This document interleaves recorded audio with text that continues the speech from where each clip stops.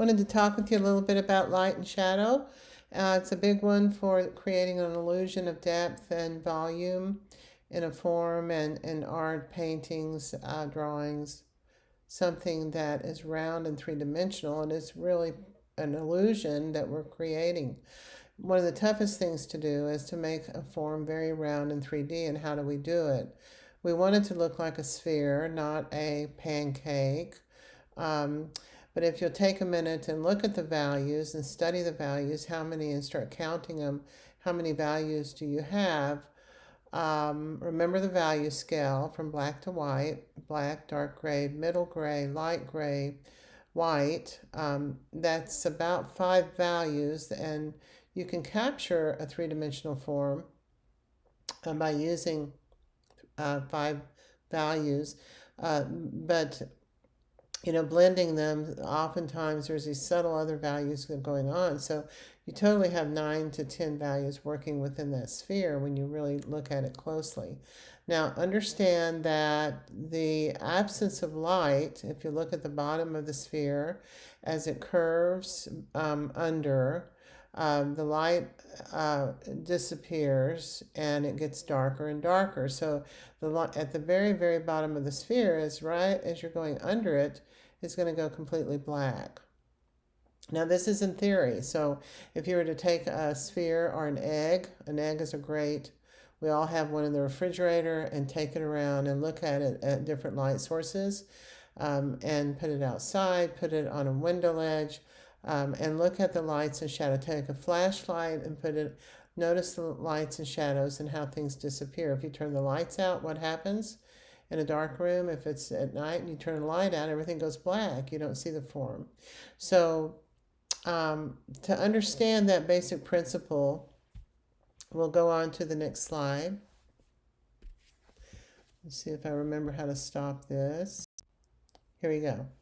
Okay, so I have brought in 2 images from art history, and to talk a little bit about these 2 paintings. One was done obviously in the 20th century.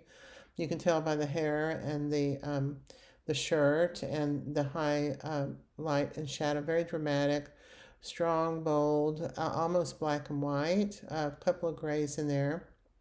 But it's called a value reduction. And this is something that happens a lot in the 20th century, where you reduce everything down to 3 or 4 values. And that has to do with the camera, the influence of the camera back in the late 1800s, and how it impacted the way we see value. And so we realize that the painting on the right comes from your Renaissance time period, late Renaissance, where they really mastered the whole idea of this sort of dramatic light and shadow to create a real three-dimensional form. And in essence, the background is black. The figure to one side is going very, very dark. If you were to actually look at the painting at a museum, you would see a little shift in the value from the head to the background. But in order to create this, it's almost like theatrical lighting going on here. Very, very high drama, very strong contrast of light and shadow to create this round three-dimensional form.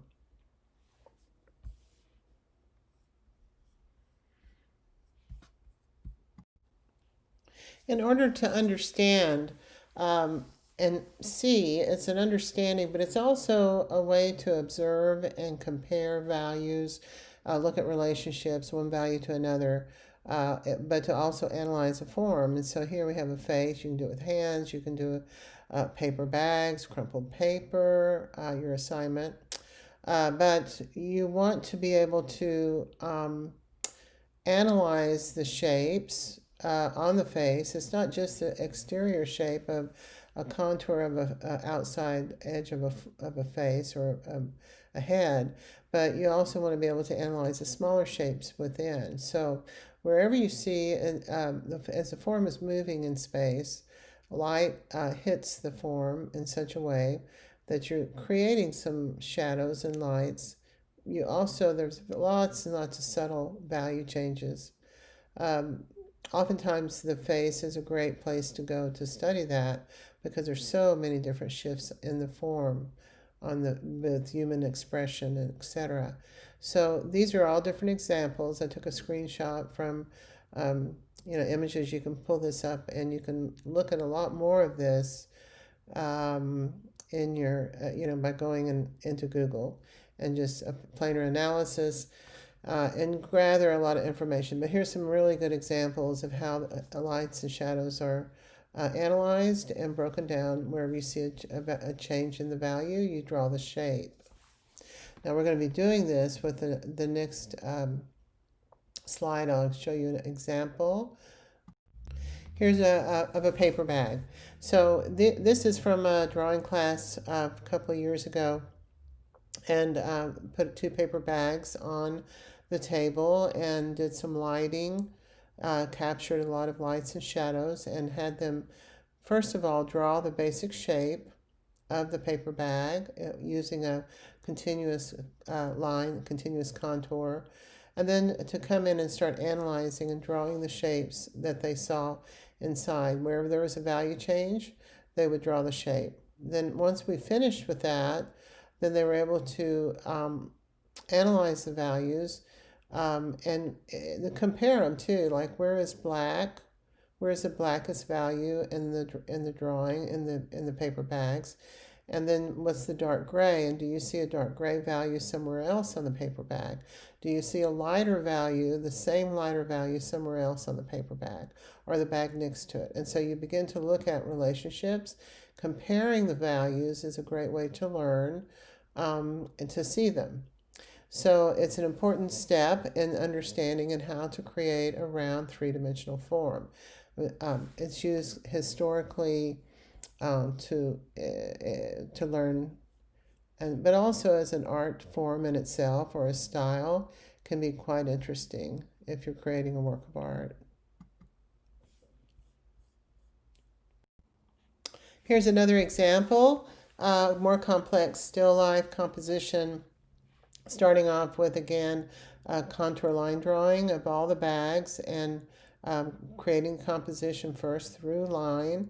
Then the student began to analyze and evaluate the different value changes in the composition and created some blending. And this is different from your last drawing that you looked at in this PowerPoint, where there was a real sharp edge delineation. And here she's doing a little bit of blending in the composition to create a number of values. Now this is working on a brown sheet of paper, so they're working with black Conti and then white Conti, and then the actual paper color becomes a value in itself. And finally, we have a finished drawing of several objects and focusing on value. Notice the block, the paper bag on a block of wood, and the top of it is a lighter value than the side. Value highlights on the base or the picture. The paper bag has been analyzed and values are reduced to have a crinkle. The thing about paper bags compared to pillows, paper bags have kind of an angular quality to them. There's a few angles there that are little crisper, not as soft and blended as a pillow. So we're going to stop here. I hope this helps and have a good day. Bye-bye.